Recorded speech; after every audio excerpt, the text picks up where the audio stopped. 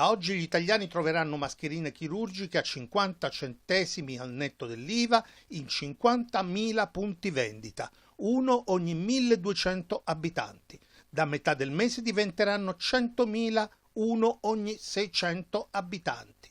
Questo lo ha detto il commissario straordinario all'emergenza Arcuri.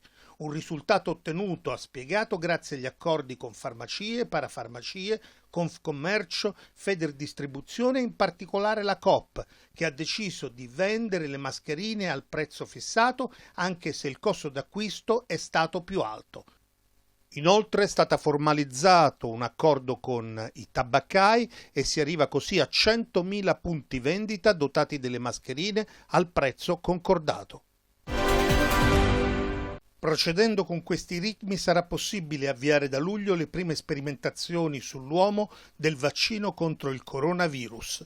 Lo ha annunciato il direttore sanitario dell'Istituto Spallanzani di Roma, Francesco Vaia, aggiungendo: se i primi test daranno un esito positivo, porteranno nel 2021 alla somministrazione del vaccino su un alto numero di persone a rischio e spero alla dimostrazione della sua efficacia.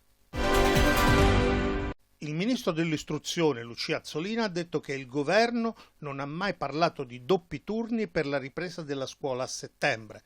Non possiamo far tornare gli studenti a scuola con 28-30 persone per classe. Io ho sempre fatto una battaglia contro le classi pollaio. L'ipotesi è quella di dividere le classi. Una metà degli studenti per metà settimana andrebbe a scuola mentre gli altri seguirebbero in collegamento da casa. Poi le cose si invertirebbero. Nessuno studente dovrà rimanere indietro. Il governatore del Veneto, Luca Zaia, ha detto che oggi 1,2 milioni di veneti torneranno al lavoro. Abbiamo seguito l'ordinanza con alcuni aggiustamenti. Zaia ha espresso la sua preoccupazione soprattutto per gli operatori del settore turistico, per i bar e per i ristoranti.